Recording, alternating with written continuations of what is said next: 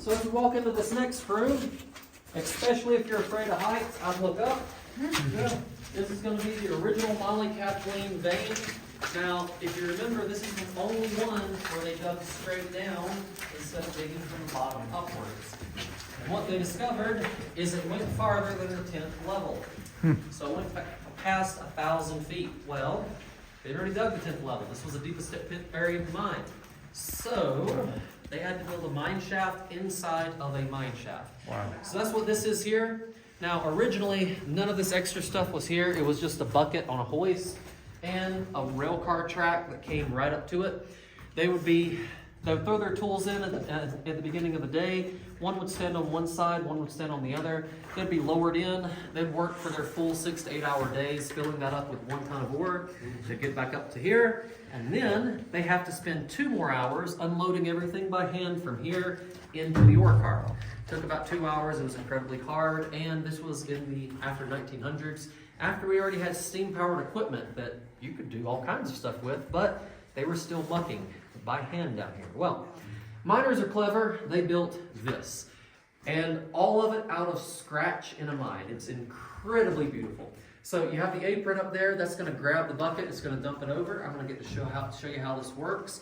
But if I could have everyone gather in this area right back here, just for our own safety, a little bit further back, just so that we're all on the gravel.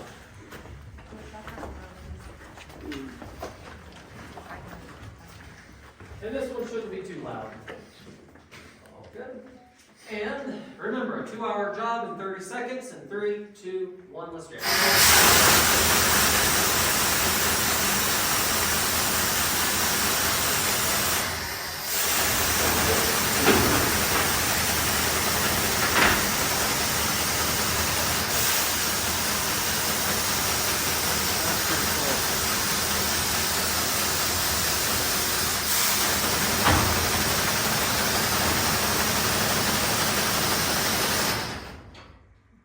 That was There we go.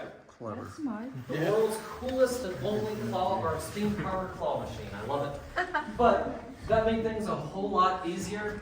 The other thing is, if you look up as we're exiting this room, you'll notice that the areas down here, you can see they're blasted out. They use kind of more modern explosives and mining techniques. Up there, they did not. That is still hand drilling, gunpowder, the old school methods. That's why it looks very rough and not like the other stopes you've seen. But also we have the ladder here. That's how you get all the way up to the top.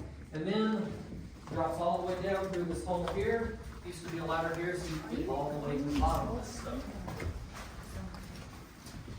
As you pass the corner on your right, you're going to see a small lantern.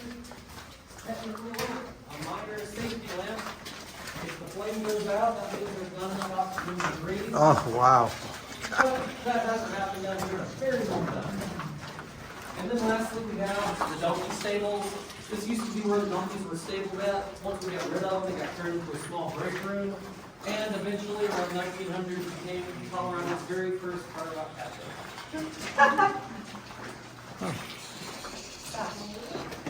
They're running 480 down here, Paul.